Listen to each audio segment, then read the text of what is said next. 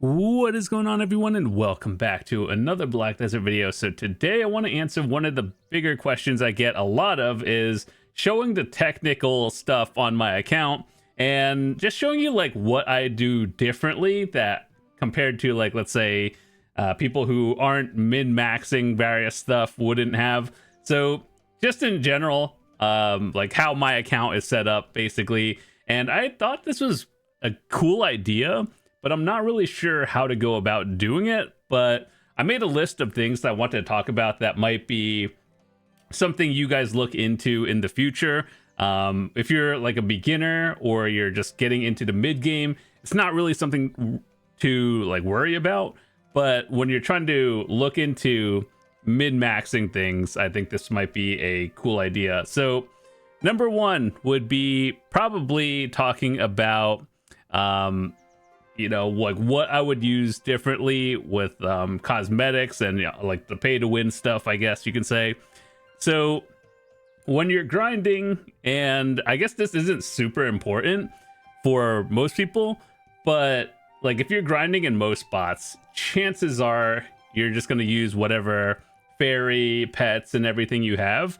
But when you're grinding end game, lately, I guess in the past few years, I've noticed that Pearl Abyss, like, they make grind spots, but the DP itself doesn't matter as much.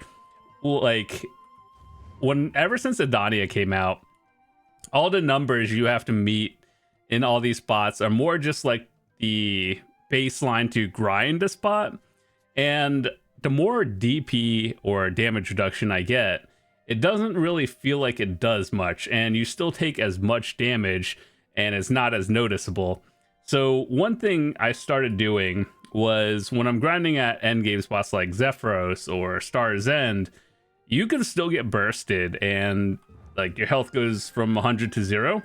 So a few things that I actually, sort of changed a little bit was I had more defensive setups, so in terms of like pets and everything. So the death penalty resistance is something that I think is important, because when you're at endgame and you have min-max crystals, losing a 3 bill crystal is not about the silver as much as it's kind of a pain to actually get another one. Because if you look at all these, like some of these are actually just hard to get. Like, for example, these gluttony crystals, they don't sit on the market. Chances are you have to make these yourself, whether you get the 30 pity pieces or like all of these void crystals and the CC resist, the Sakraya ones. I had to grind all of those out myself because they're kind of new, best in slot and everything. So yeah, that's like one of the things I switched. This is my life skilling setup, more or less. Like, I really just care about the hedgehog. But when I'm grinding and have the setup going on, I kind of stacked more death penalty resistance with a little bit of extra HP. I could swap that out, but I don't. I value the HP pretty highly a little bit as well. So triple death penalty resistance. The fairy, if you have the appearance of it, you know how you could get the cosmetic outfits. I don't even show my fairy, like I hid it just because I didn't really need to see it. But believe it or not, they do actually have stats on the outfit. No one is surprised. And so, like, for example, this one has the skill XP right here. And then this one, you can have the default, right? And then so, yeah, the one I have, like, if you swap it around, you could, like, see this one. That's the default. And then you can have, shows you all the different one. I actually got the death penalty minus 5%. Is it worth it? Depends where you're at in the game. I would say most likely no for most people. But yeah, you could see how there's an effect right here. And that's one of those things that endgame players try not to do. Like, obviously, I don't go around dying, but there's always lag in games. I've crashed many times. And so you can actually see it down here. The resistance to that, you could probably get up to like 42 without like extra special buffs, I believe. There's one. Yeah, that one's another 10%. Don't really use that one often, but it's always there. It's one of those technical things that I talk about. So aside from pets, what else do I use? Crystals. I've talked about this in multiple videos before. I've done like a full rundown of all the crystals I use. So if you want to see that one, just watch that video because I talk about it in more detail. So I have this more min-max, but if you're like a new player and you don't have all the presets unlocked or you haven't bought them all, honestly, I think it's fine. Like, you really only need what, like maybe 3 or 4, which is what they give you for free. And like, for example, all the extra CC resist crystals I have, this is really just convenience. This is kind of like the same thing, more or less, but it switches out the Sakraya crystals for the CC type. If you're a life skiller, you definitely don't really need that many. All you need is 1 PvE, 1 PvP, if you do that at all, and 1 life skill, and you're good to go. But yeah, that's why I have all this. I've made multiple videos of it, so if you want to watch everything I have, I'll leave a link in the description to that one. More convenience things. I want to show you guys something. This is one of the questions I actually get quite often. So I actually have 10 Kabuas, and I turned them all to the heralding one, which is the pink one, I guess. So yeah, like an endgame player like me, I could grind all this out and it's no big deal. But like if you're new trying to get all these, here's one thing that you could do. So if you have a combination of like whatever lightstone combos you have, so for example, I don't know, this one requires a certain kind, like extra AP against monsters, so double predations, right? And then this one also uses double predations. You can use this one and it'll count as the same one. So you only need technically 1 set, but you could have 2 different lightstone combos, and it'll use the same one for 2 different sets if you have it on your preset. But here's the thing, you can't swap. Like if you click that, it'll say this missing thing because you already have one equipped.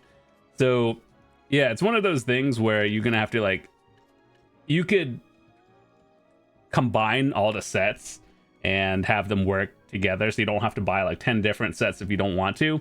But if they have different combinations, like for example, this one is Strike and Rage, and then this one is Strike and Shadows, that's when you have to get double Kabuas or whatever artifact lightstone combo.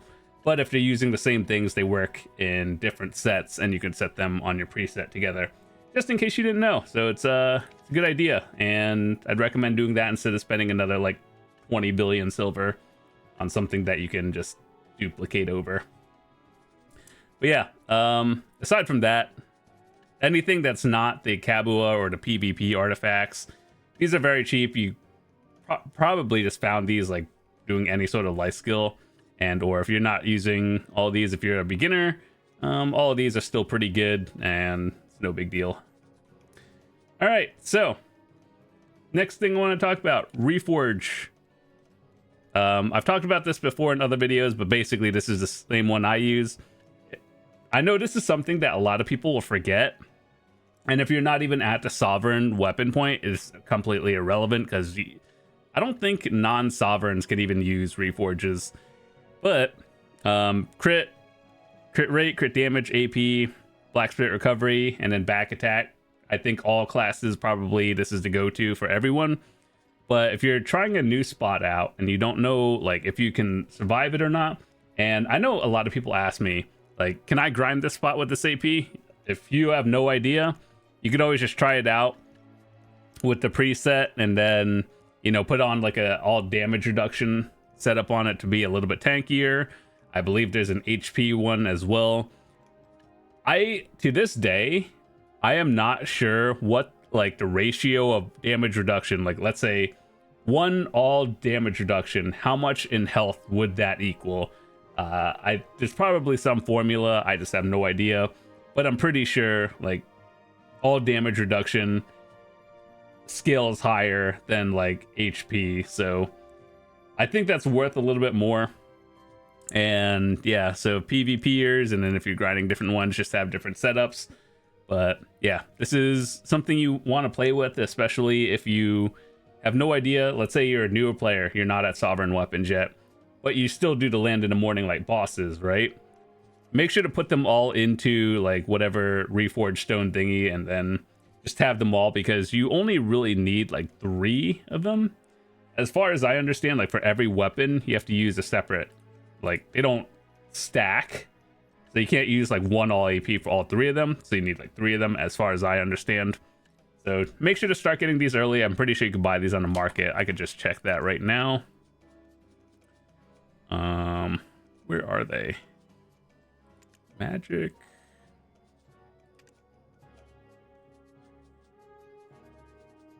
Do they have their own category now?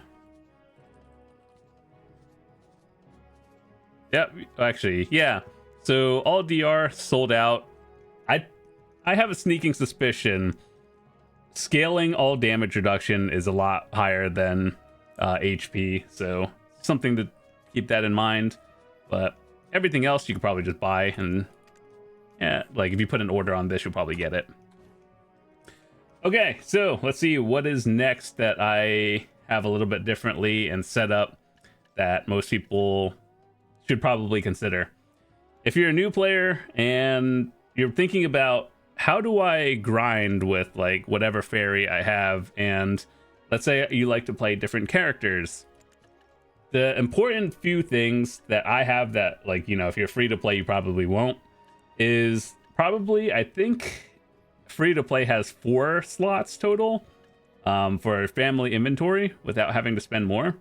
The important ones I would recommend are definitely your infinite potions, because the way it works is if you put your infinite potions on your fairy, you see this little like square like crown tag that means it's in your family inventory, right? And so as long as it's there, you could play any character and set up your fairy for every individual character instead of having to swap your potions over every time. So that's at least 2 of them that I'd recommend using your family inventory slots on. And then I guess if you play multiple characters, loot scrolls are always good. And then one thing I know, or I see people don't do, is keep their Elian's tier and the blessings on your family inventory, at least, you know, a bunch of them. As we all know, if you die in this game, you lose 1% XP. If you use this, it basically negates that out. But it's always good to have them just in your family inventory. I didn't know this for the longest time.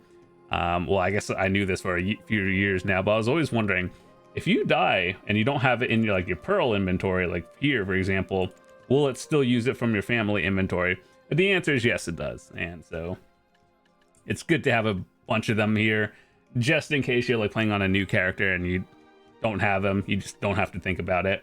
So yeah, for free-to-play players, what I'd recommend, probably infinite potions, maybe some Elian's tiers, and then loot scrolls, because everything else you could probably just keep in your inventory.